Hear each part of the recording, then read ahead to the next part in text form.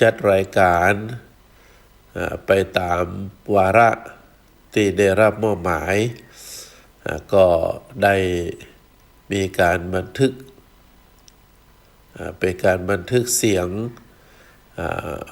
มาออกรายการคือกับท่านสาธุชนนักศีลนักบุญศรัทธาญาติโยมทุกท่านได้รับฟังกันเท่าที่โอกาสจะมีได้ท่านสาธุชนทุกท่านในพระไตรปิฎกพระพุทธเจ้าเวลาพระองค์เทศนาสั่งสอนในธรรมะทั้งหลายเราจะหันว่าพระพุทธองค์นั้นจะขึ้นคำว่าภิกขเวภิกขเวตัวนี้เป็นคำร้องเรียกบุคคลผู้ที่จะรับเอาพระธรรมน้อมนำไปปฏิบัติบุคคลที่จะน้อมนำเอาพระธรรม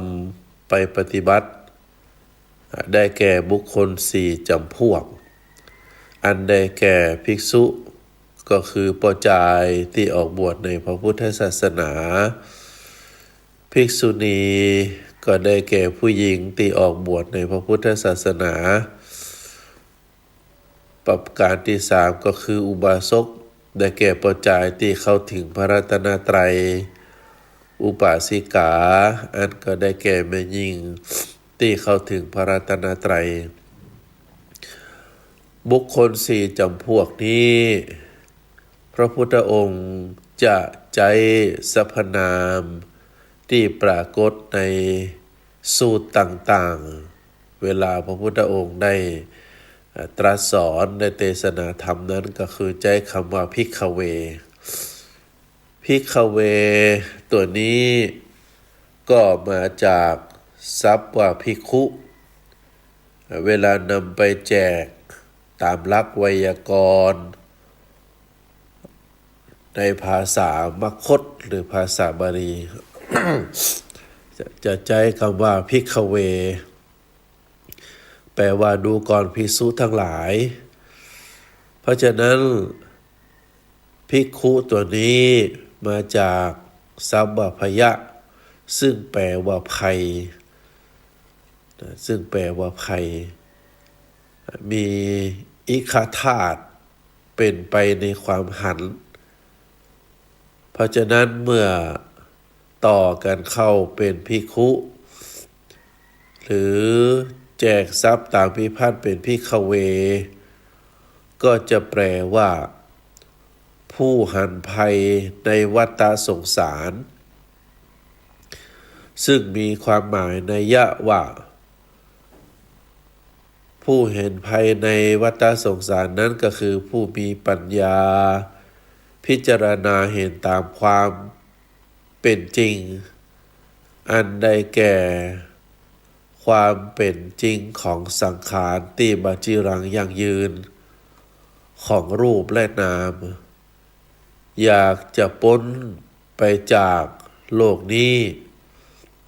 จึงได้ตั้งใจในการบำเพ็ญไตรสิกขาคือศีลสมาธิปัญญาคือนักยิ่งขึ้นจึงได้นามว่าภิกขุแปลว่าผู้หันภัยในวัฏสงสารอันนี้เป็นความหมายนัยยะที่พระพุทธองค์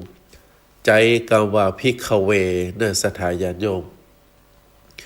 ภิกขเวแปลว่าผู้หันภัยในวัฏสงสารผู้ที่จะหันได้หรือใจสบายเห็นได้ผู้นั้นจะต้องเป็นผู้มีปัญญาใจปัญญาพิจารณาเห็นความบาจิรังยั่งยืนความบ่มั่นบ่เที่ยงความบ่เป็นไปตามความต้องการของตนในรูปและนาม แล้วก็มีความมุ่งมา่ปรารถนาที่จะหลุดพ้นจากการเวียนว่ายตายเกิด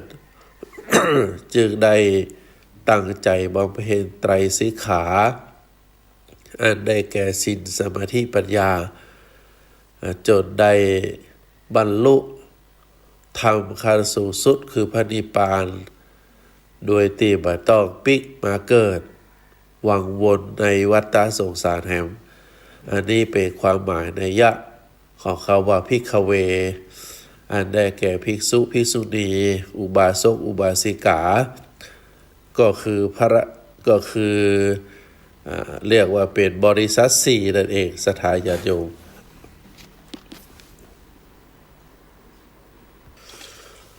คำว่าภัยในตรงนี้อันเป็นสิ่งที่น่ากลัวน่าหวาดสะดุ้งน่าเกรงขามเป็นภัยที่เป็นอันตรายต่อบุคคลที่มีความคิดเห็นแล้วก็ได้พบได้เห็นแล้วก็มีความน่ากลัวน่าหวาดสะดุ้งน่าเกรงขามจากหลักฐานที่ปรากฏอยู่ในพระไตรปิฎก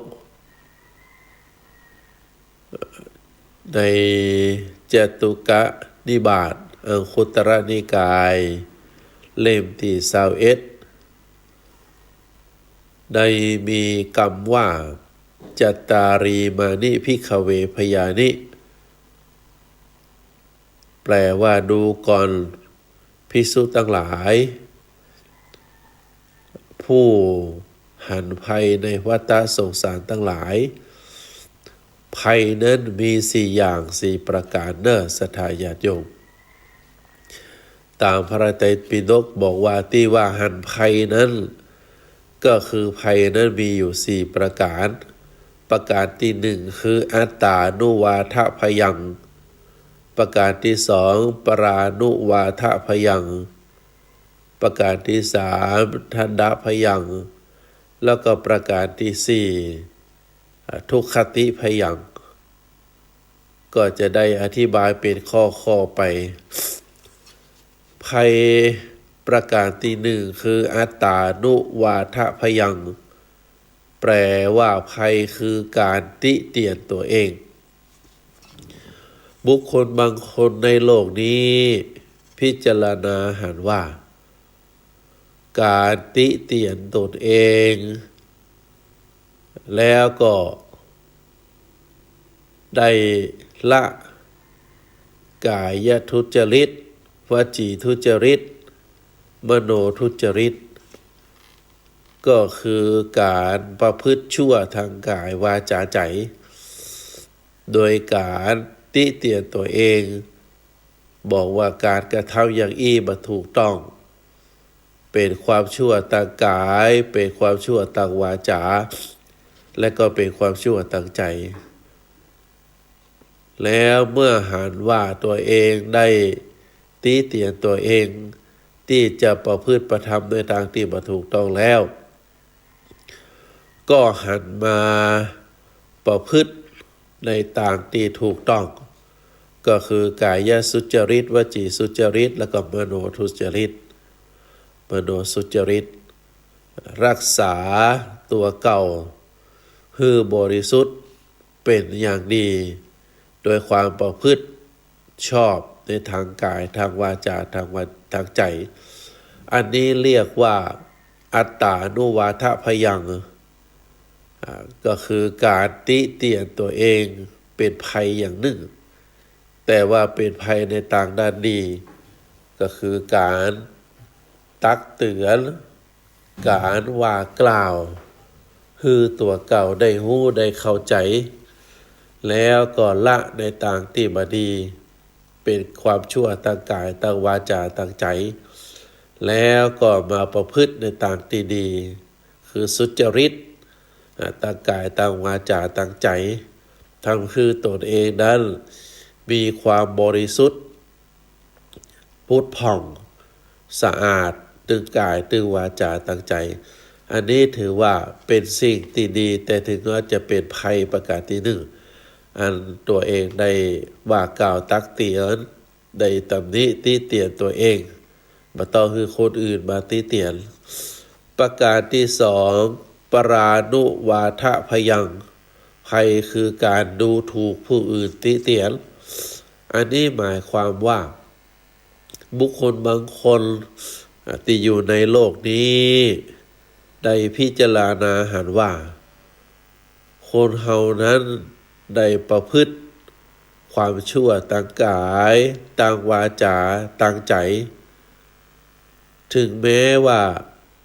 บางครั้งบางคราวคนอื่นจะบ่ได้ติเตียนแต่ก็ด้วยความเกรงกลัวว่าคนอื่นจะฮู้และคนอื่นจะว่ากล่าวติเตียนตัวเองก็ได้ละการประพฤติชั่วทางกายทางวาจาทางใจแล้วก็มาประพฤติในทางที่ดีเรียกว่ากายสุจริตวจีสุจริตมโนสุจริตประพฤติความดีทางกายวาจาใจอันนี้ก็ถือว่าที่เป็นสาเหตุทำให้ตนเองเป็นคนดีก็เพราะว่ามีความกลัวว่าคนอื่นนั้นจะติเตียนตัวเองอันนี้เป็นประการที่สองประการต่อไปทันดพยังก็คือ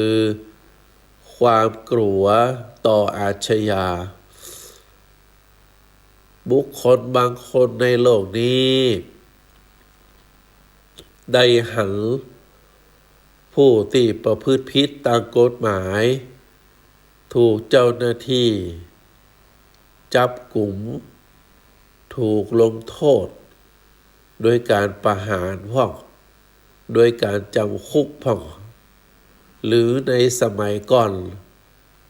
อาจจะมีการบวยโดยแส้ด้วยหวายตัดมือตัดเท้าตัดหูตัดจมูกอย่างนี้เป็นต้นหรือบางครั้งก็มีการลงโทษโดยการใช้ขวานใช้ขวานผ่าอกเอาเหลาแตงเอาหอกแตงอย่างนี้เป็นต้นเมื่อหันบุคคลที่ทำผิดได้รับการลงโทษเป็นเช่นนั้นแล้วก็มีความกลัวว่าตัวเองจะได้รับโทษก็จึงได้พิจารณาหันในสิ่งทั้งหลายเหล่านั้นว่าถ้าเราทำความชั่วแล้ว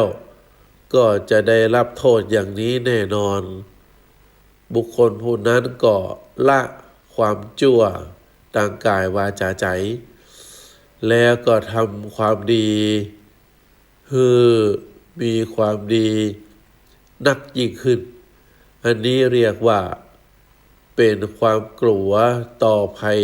คืออาชญาประการที่สี่บุคคลบางคนนั้นพิจารณาหันว่าผลชั่วอันเกิดจากการประพฤติผิดทางกายวาจาใจเป็นของมีอยู่แน่นอนถ้าหากว่าเฮาประพฤติที่บ่ดีเป็นบาปทางกายวาจาใจแล้วเมื่อเฮาได้ละจากโลกนี้ไปสู่ปรโลกภายหน้าก็จะต้องเข้าถึงอบายมีนรกเป็นต้นแล้วก็เกิดความกลัวว่าตัวเองนั้นจะตกนรกจะไปเกิดเป็นเปรตเป็นอสุรกายเป็นสัตว์เดรัจฉานก็ได้ละความชั่วทางกายทางวาจาทางใจให้หมดสิ้นรักษาตัวเก่าดูแลตนเองให้มีความบริสุทธิ์ ตั้งกายวาจาใจเป็นอย่างดีข้อนี้เฮาเรียกว่าทุกขติพยังภัยคือทุกขติเพราะความกลัวในการที่จะตกไปสู่ทุกขติภูมิอันได้แก่นรกเปรตอสุรกายสัตว์เดรัจฉานเป็นต้นศรัทธาญาติโยมทั้งหลายพยะหรือภัยที่มนุษย์เฮาได้พิจารณาด้วยปัญญาแล้วบอกว่าภัยที่เกิดจากการตำหนิติเตียนตัวเองภัยที่เกิดจากความกลัวว่าคนอื่นได้หู้ได้หันได้ทราบแล้วก็จะตำหนิติเตียนตัวเก่าประการที่สามก็คือภัยก็คือความกลัวจากการจะได้รับอาชญาลงโทษจากการกระทำความชั่วทางกายวาจาใจอันได้รับการลงโทษจากเจ้าหน้าที่ตำรวจเจ้าหน้าที่ที่ได้รับมอบหมายในการพิจารณาลงโทษหรือประการสุดท้ายก็เป็นความกลัวที่เกิดขึ้นหลังจากที่ตนเองได้เสียชีวิตไปแล้วโดยการประพฤติชั่วทางกายวาจาใจก็จะทำให้ตัวเก่านั้นไปเสวยวิบากกรรมในทุกขติภูมิอันได้แก่นรกเปรตอสุรกายและสัตว์เดรัจฉานเมื่อพิจารณาถึงสิ่งทั้งหลายเหล่านี้เกิดความกลัวขึ้นก็ได้ละพฤติกรรมอันเป็นความชั่วทางกายวาจาใจแล้วก็ประพฤติความดีทางกายวาจาใจทำตัวคือสะอาดบริสุทธิ์ตึกกายวาจาใจอันนี้เป็นความดีที่เกิดจากความกลัวเรียกว่าพยะหรือการหันภัยเนื้อศรัทธาญาติโยมนอกจากภัยตึง4ประการที่อาตมาภาพได้เจริญพรมาคือศรัทธาญาติโยมได้รับฟังนี้นอกจากนั้นแล้วก็มีการอธิบายถึงภัยภายนอกอันเป็นภัยที่เกิดขึ้นจากความกลัวของบุคคลต่างหลายมีแห่งเป็นจำนวนนักอย่างเช่นชาติพยังภัยคือความเกิดความแก่ความเจ็บความตายความเศร้าโศกเสียใจความปริเวทนาความทุกข์กายความทุกข์ใจอันนี้ก็ถือว่าเป็นชาติพยังภัยคือความเกิดเนศรัทธาญาติโยมเป็นความทุกข์ที่อันเกิดจากการเกิดแก่เจ็บตายการเศร้าโศกเสียใจการได้รับทุกข์ทรมานการได้รับการพัดพรากจากบุคคลอันเป็นที่รักอันนี้ถือว่าเป็นภัยอย่างหนึ่งที่เฮาท่านทั้งหลายได้หันคนที่ได้ร้องโหมร้องไห้ด้วยความทุกข์ด้วยความทรมาน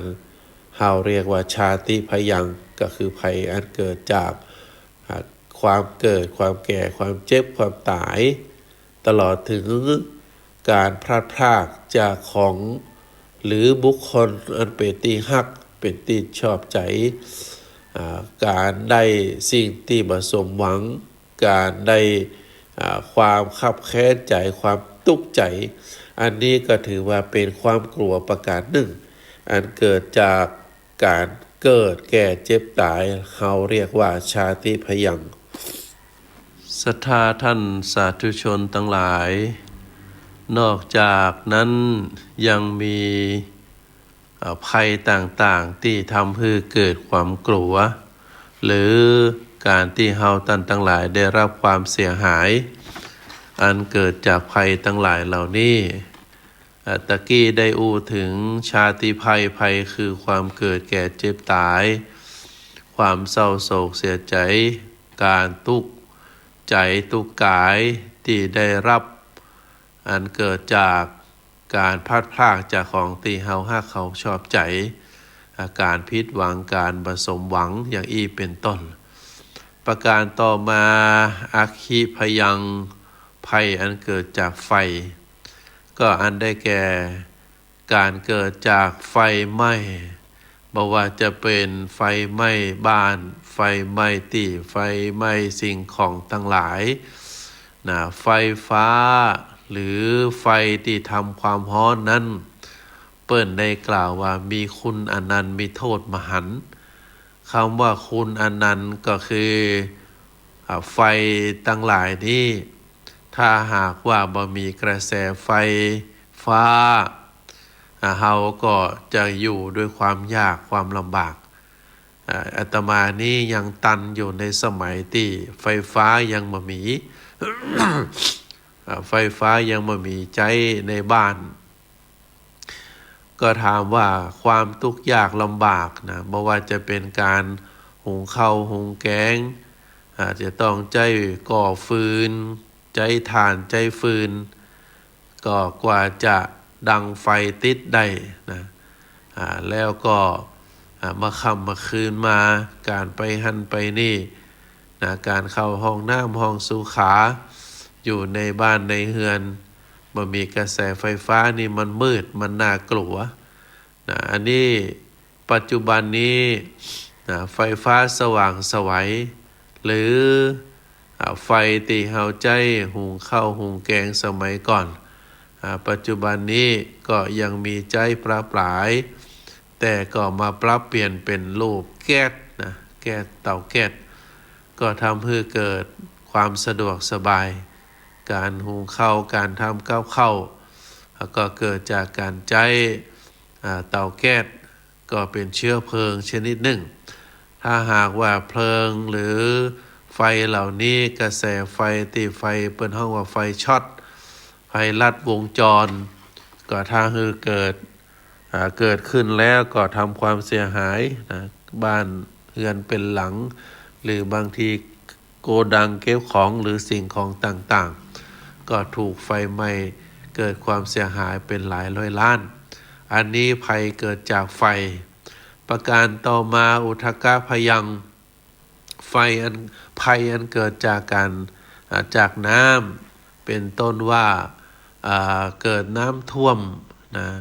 เกิดคลื่นสึนามิอย่างที่เฮาหันก็ทำให้ได้รับความเสียหาย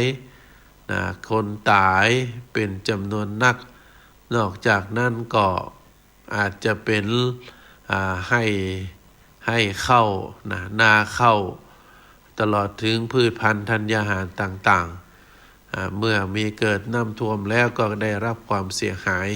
อันนี้ก็เป็นสิ่งที่น่ากลัวต่อจากนั้นก็มีโจรพยังภัยอันเกิดจากโจรสมัยก่อนนี้เป็นฆ่าศึกศัตรูกันก็มีการยกทัพไปประชิดเมืองมีการเผามีการฆ่าแกล้งกันต่อสู้รบตบมือกันณปัจจุบันนี้โจรมีความสลับซับซ้อนนักยิ่งขึ้นยิ่งสังคมใหญ่ต่อใด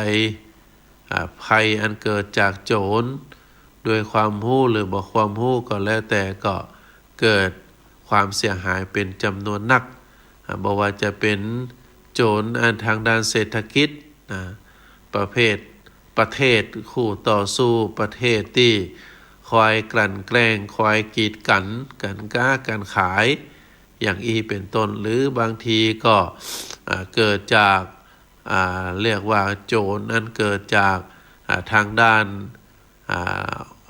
เรียกว่าทางด้านออนไลน์ทางด้านใจเทคนิคทางสื่อออนไลน์ณปัจจุบันนี้สตางค์อยู่ในธนาคารอยู่ในบัญชีคนทั้งหลายที่เป็นโจรภัยก็สามารถที่จะเอาเงินออกมาได้อาจจะเป็นการปลอมลายเซ็นหรืออาจจะเป็นได้ข้อมูลแฮกเกอร์ข้อมูลจากเครื่องอิเล็กทรอนิกส์ของเฮาแล้วก็สามารถที่จะเอาทรัพย์สินเงินทองของเฮาออกจากธนาคารได้ อันนี้ก็ถือว่าเป็นโจรภัยเนอะศรัทธาญาติโยมต่อจากนั้นอูมิพยังภัยอันเกิดจากคลื่นในที่นี้อันได้แก่โลกธรรม8อันได้แก่การมีลาภเสื่อมลาภมียศเสื่อมยศนินทาสรรเสริญแล้วก็สุขทุกข์ธรรมะถึง8ประการนี้เป็นธรรมะกู้กับโลกนะเมื่อมีการได้ลาภก็เสื่อมลาภมีการได้ยศก็เสื่อมยศมีการนินทามีการสรรเสริญมีสุขมีทุกข์เพราะฉะนั้นจะเป็นของกู้กัน4กู้นี้เป็นธรรมดานะก็จะต้อง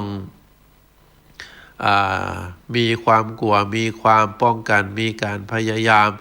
ที่จะบ่ให้เกิดความเสื่อมเสียขึ้นได้แต่ว่าก็ถือว่าเป็นโลกธรรมเรียกว่าอูมิพยังศรัทธาญาติโยมต่อจากนั้นกุมพีละพยังภัยคือจระเข้คำว่าจระเข้ในที่นี้ก็หมายถึงความเห็นแก่ปากแก่ต้องความอดทนต่อความยากมาได้ก็จะต้องสนองความต้องการของตัวเก่าบ่มีก็หาบ่มาก็เซาะนะบ่มีบ่หา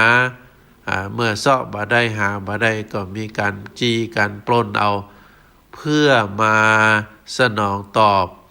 ความอยากตั้งปากตั้งต้องความอดอยาก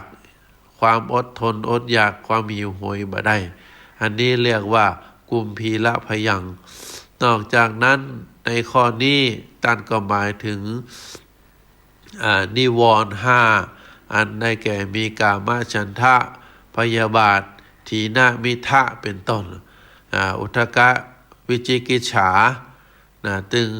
5ประการนี้เป็นธรรมะในฝ่ายที่บดีมีความง่วงเหงาหาวนอนการนอนเนื่องในจิตในใจทำให้จิตใจนั้นบ่มีความสงบเพราะว่าถูกนิวรณ์5ครอบงำก็ถือว่าเป็นกุมพีละพยังภัยคือจระเข้ประการต่อมาอาวาตะพยังภัยคือน้ำวนคำว่าน้ำวนในที่นี้ก็คือน้ำที่บ่ออกจากอ่างบ่ออกจาก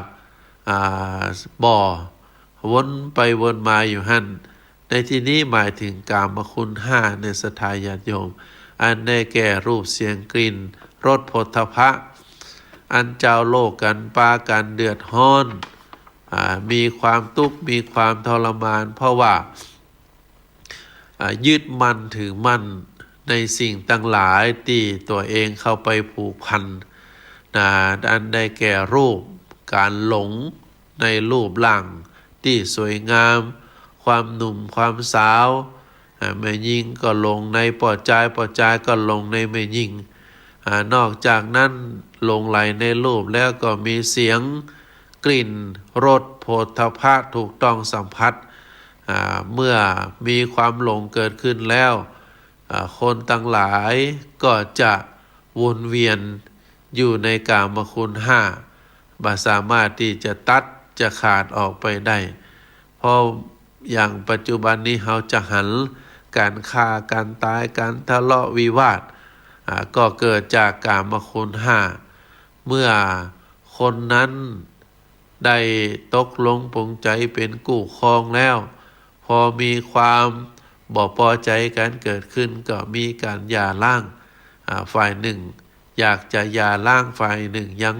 ติดใจอยู่บ่สามารถที่จะหย่าร้างได้ก็มีการทะเลาะเมื่อมีการทะเลาะแล้วก็มีการฆ่ากันแกล้งเพราะเอาจิตเอาใจไปผูกว่าอันนี้คือจะต้องเป็นของเฮาบ่สามารถไปเป็นของคนอื่นได้บุคคลนี้เป็นบุคคลของเฮาซึ่งการได้ยึดมั่นถือมั่นการได้เข้าเอาจิตเอาใจไปผูกพันซึ่งตัวเฮาก็บ่สามารถที่จะยึดมั่นถือมั่นเป็นตัวเฮาอยู่แล้วยิ่งเอาจิตเอาใจเอาความตัณหาราคะไปผูกไปมัดกับแห่งบุคคลหนึ่งเมื่อบุคคลหนึ่งนั้นบ่เต็มใจที่จะอยู่ตัวบ่สามารถที่จะครองเรือนเป็นกู้ผัวตัวเมียได้เฮาก็บ่ละบ่สามารถที่จะตัดขาดจากกันได้ ก็มีความผูกพันมีความติดใจมีความวังวนอยู่ในน้ำวนอันนี้ก็ทำให้เกิดความเดือดร้อนกันอันนี้เรียกว่าอาวาตะพยังไวคือน้ำวนเนอศรัทธาญาติโยมแห่งประการหนึ่งสุกาพยังคำว่าสุกาพยังนี้ก็คือภัยคือปลาฉลามปลาฉลามนั้นมีอยู่สองประเภทปลาฉลามภายนอกแล้วก็ปลาฉลามภายในปลาฉลามภายนอกอันได้แก่ปลาฉลามที่อยู่ในทะเลในปีหนึ่งนั้นก็มีประชาชนบัดใจน้อยได้ถูกปลาฉลามกัดกินโดยเฉพาะพี่น้องที่มีการเดินเรือมีการเล่นมีการไปท่องเที่ยวในทะเลก็มักจะถูกปลาฉลามกินในแหล่งที่มีปลาฉลาม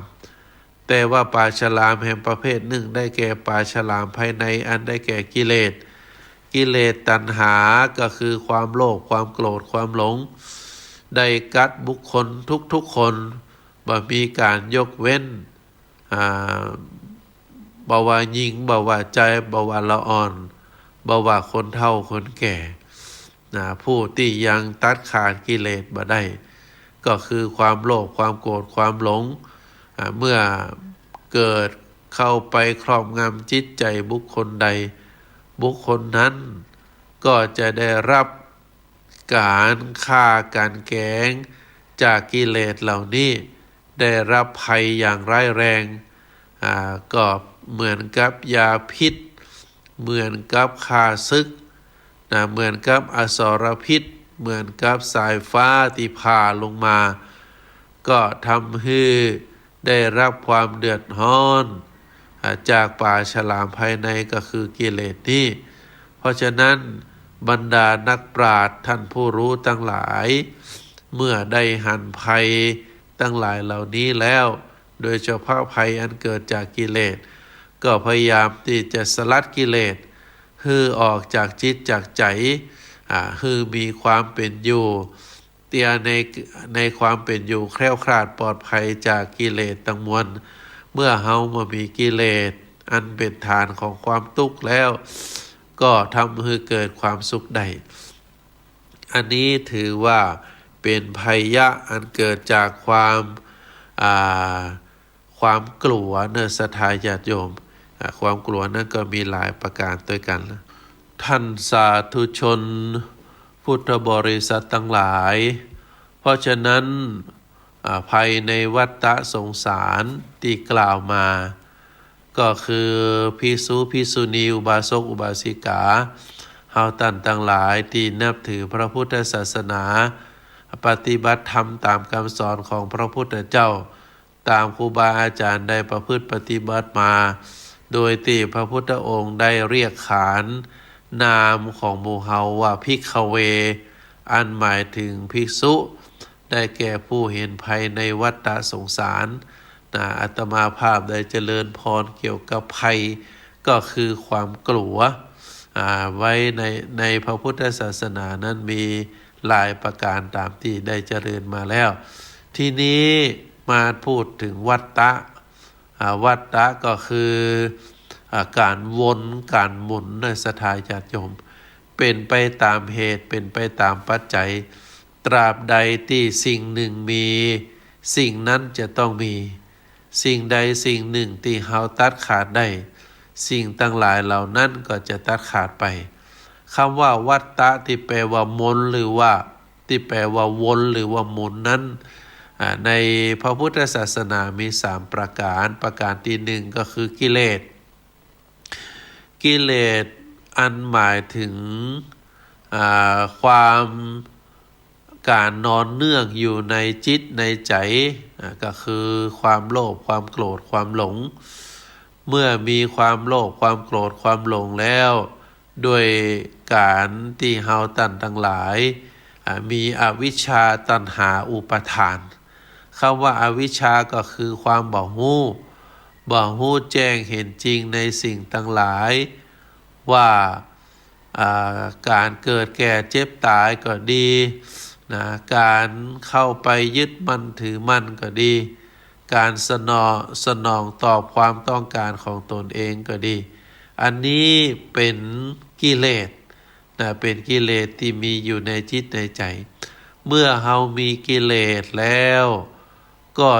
โดยอำนาจของกิเลสที่ครอบคลุมจิตใจของเฮาก็ส่งผลให้เกิดการกระทำขึ้นส่งผลให้เกิดการกระทำขึ้นเฮาเรียกว่ากรรมเพราะฉะนั้นเมื่อมีกิเลสแล้วก็จะต้องมีกรรมคือการกระทำไม่ว่าจะเป็นการทำทางกายทางวาจาทางใจก็เมื่อมีการทำกรรมแล้วก็จะก่อให้เกิดผลของกรรมเราเรียกว่าวิบากเมื่อมีวิบากเมื่อมีการเสวยผลของกรรม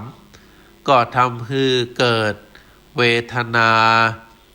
เมื่อมีเกิดเวทนาก็ทำให้ได้เกิดกิเลสแห่งเมื่อมีกิเลสแล้วก็ทำกรรมก็เกิดวิบากเป็นลักษณะแบบนี้ตัวนี้เราเรียกว่าเป็นการวนเวียนเพราะฉะนั้นการที่เรามีกิเลสอยู่จึงเป็นเหตุให้ทำกรรมนั้นอาจจะเป็นบุญหรือเป็นบาปเป็นฝ่ายบุญก็ได้เป็นฝ่ายบาปก็ได้กรรมเป็นกรรมกลางเป็นคำกลางกุศลกรรมก็คือเป็นกรรมที่เป็นฝ่ายบุญอกุศลกรรมก็หมายถึงกรรมที่เป็นฝ่ายบาปเพราะฉะนั้นเมื่อมีการทำกรรมก็จึงเป็นเหตุให้เกิดผลแห่งกรรมเพราะผลของกรรมจึงเป็นเหตุให้กิเลสเกิดขึ้นแห่งและก็ทำกรรมต่อไปแห่งเกิดวิบากแห่งก็จะเป็นลักษณะแบบนี้เมื่อมีกิเลสก็มีการทำกรรมเมื่อมีการทำกรรมก็ทำให้เกิดวิบากเมื่อมีวิบากเป็นการเสวยผลของกรรมก็ทำให้เกิดกิเลสแห่งในที่สุดก็วนกันไปวนกันมาจะนี่จนหาเบื้องต้นก็บ่ปะหาที่สุดก็บ่ปะเพราะเฮาเกิดมาตายเกิดหลายภพหลายร้อยชาติตราบใดที่ยังบ่ฮู้แจ้งเรื่องอริยสัจสี่ก็คือทุกข์สมุทัยนิโรธมรรคก็ตราบนั้นเฮาก็บ่สามารถที่จะออกจากภพนี้ได้เมื่อเฮาบ่สามารถที่จะออกจากภพหรือหลุดจากโลกนี้ได้ก็ทำให้วนเวียนอยู่ในโลกนี้ก็ทำให้เป็นการเรียกว่าวัฏสงสารก็คือการท่องเที่ยวอยู่ในโลกนี้ตายเกิดเพราะฉะนั้นเฮาท่านทั้งหลายในฐานะที่เป็นเจ้าพุทธในฐานะที่ได้รับความรู้จากการศึกษาในทางพระพุทธศาสนาตามคำสอนขององค์สมเด็จพระสัมมาสัมพุทธเจ้าเฮาท่านทั้งหลายจะต้องพยายามสลัดตัวคือออกจากโลกนี้คือได้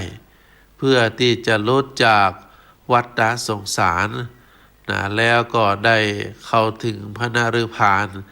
อาการมีความเพียรมีความพยายามใจสติปัญญาในการห้ามเพียรประพฤติปฏิบัติวันละน้อยก็ยังมีโอกาสที่จะสามารถสลัดตัวเองสลัดจิตสลัดใจคือมีความอิสระจากความโลภความโกรธความหลงได้นิทานที่เปิ้ลบอกว่าการที่เฮาท่านทั้งหลายบ่สามารถออกจากโลกออกจากภพนี้ได้ก็เหมือนกับคนตาบอดลักควายมีนิทานบอกว่าคนตาบอดได้ไปลักควายเมื่อเขาได้รู้ว่าอันนี้คือควายที่เขาจะลักแล้ว